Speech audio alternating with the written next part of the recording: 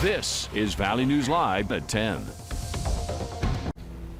Good evening, everyone. We're right in the middle of some tornado and severe storm warnings. Let's go straight to Hutch with the very latest. Hutch. Stacy, thanks so much. Good evening, everyone. It's been a long and busy night, but we've only had a couple of areas of severe thunderstorm activity, and it's been focused in northeast North Dakota, heading into the Red River Valley and Grand Forks right now. Look at the cluster of lightning heading into Grand Forks County. It's almost inundating the entire county and all the way from Langdon up towards Winnipeg. Some more showers and thunderstorms are rumbling through. But the very latest, there is a tornado warning for portions of southern Grand Forks County as this storm is working its way right towards Grand Forks now. I want to head over to the big wall here and have a look at what's going on. There's that pink box. That's the tornado warning for southern Grand Forks County. Notice it's cut off right before Grand Forks. This system moving northeast at about 25 miles per hour. See the bite taken out of the storm right there? This is often caused by a rotation at cloud level. That rotation spins, and centrifugal force causes heavy objects like raindrops and hailstones to get spun out of that circle. So when the radar scans it, it doesn't see much. Well, that's where the rotation is. Not far from Northwood, but it's through you. The warning for your area now done. But it is heading through rural parts of the county, south of Highway 2 and towards Grand Forks. We're going to keep you posted. Grand Forks, however, is in a severe thunderstorm warning. That severe thunderstorm warning is in effect until the 11 o'clock hour. There is some hail potential with this storm, but let's take a look at the rotation. First and foremost, the bright colors you see here have nothing to do with rain. Bright greens, motion towards the Mayville radar. Reds, motion away. So there is some circulation right here heading in towards Fairfield, south of Emerado. We'll be watching this closely. If you are in the path of this storm, Emerado, through just to the west of Grand Forks, you'll want to be seeking shelter in an interior room away from windows. Sturdy structure. It should be attached to a foundation, not a mobile home or manufactured home or a camper. Get out of objects like that.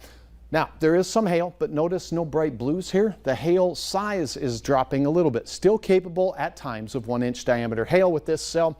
The yellow area here is a severe thunderstorm watch. That's up until 11 o'clock at night. There are storms in Langdon, but the severity of those waning now as they head to the north and east. Best chance of rain tonight, if you're wondering, is going to be in the Northern Valley. We're Hutch circled here. And some Hutch analysis down south. Will it rain in Fergus Falls or Fargo? It doesn't look promising at all, Stacy, but I do have some news in your hour-by-hour forecast. I'm saying there's a chance. Now we'll have details of that. We'll show you the pictures of the hail that fell. And not long ago, a funnel cloud was sighted near Sharon. So please heed the warning in Grand Forks County for that tornado warning, and we'll keep you updated regularly right here or on the Valley News Live weather app, which is right over here, of course. VNL Weather. Search it in the App Store today. All right. Thanks so much, Hutch. Brand new tonight at 10, a reward has been set to help the Cass County Sheriff's Office find the culprits who vandalized several homes in Horace. Valley News Team's Nishay Taylor has more on why the vandals may have targeted one home in particular. We're just trying to make sure that it doesn't happen to somebody else in the future. A $2,500 reward is now being offered to help catch a group of vandals. Jonathan Schmidt is vice president of Schmidt & Sons, a company that buys, sells, and moves homes. A house he recently sold was among several in Horace recently vandalized. The house was set to be moved to a new location, but before that could happen, vandals slithered under and cut wire and pipes containing copper from beneath the home. It's just maddening to see somebody come in here and do so much destruction that's going to cost probably 100 times what they're going to get for scrap.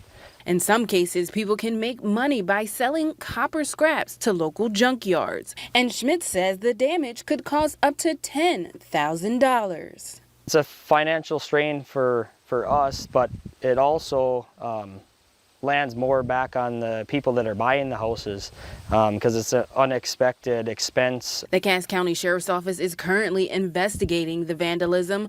Schmidt says deputies are following leads on fingerprint and footprint evidence left behind.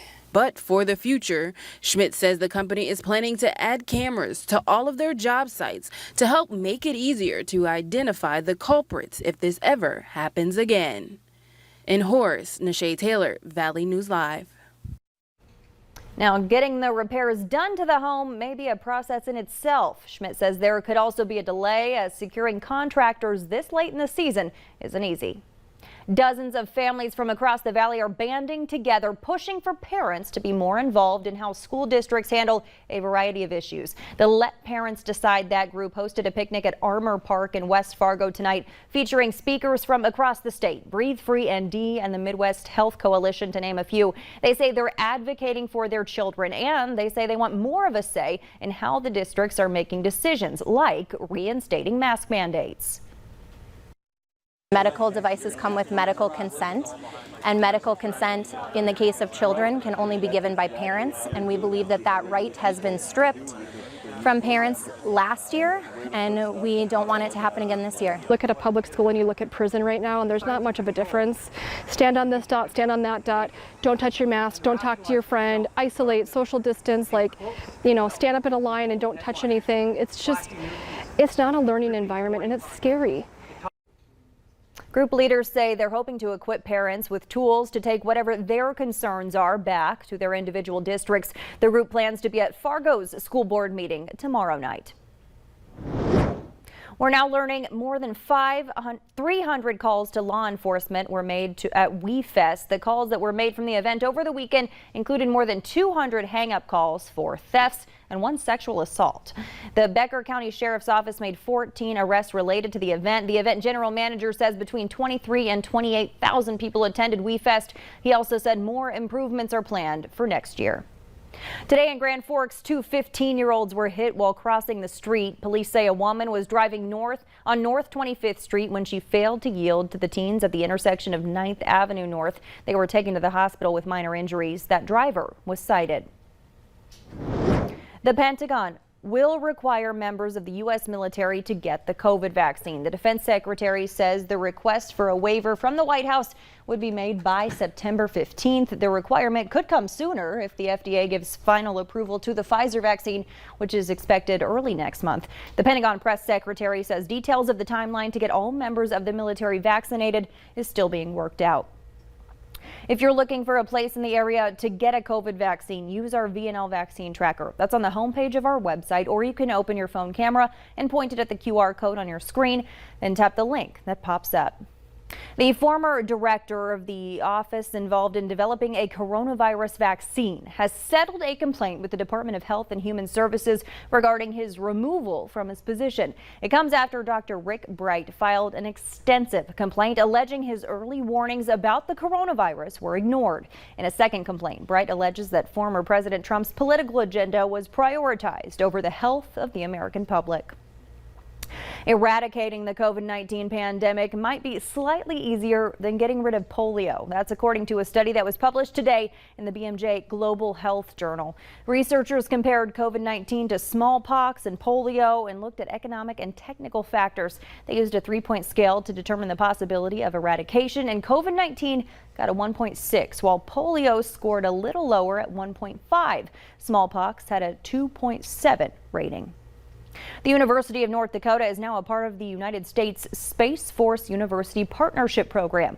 Chief of Space Operations General John Raymond met with UND's president and 2 senators today to sign the paperwork.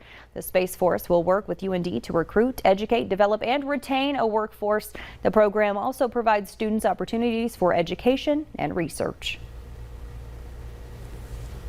All right, we have a severe thunderstorm warning for Grand Forks, tornado warning for locations along and south of Highway 2. As the spinning part of this storm heads towards Grand Forks, we'll keep you updated on what's heading your way. Will it rain where you live tonight? Answers to all those questions coming up. Join us. Weather is next.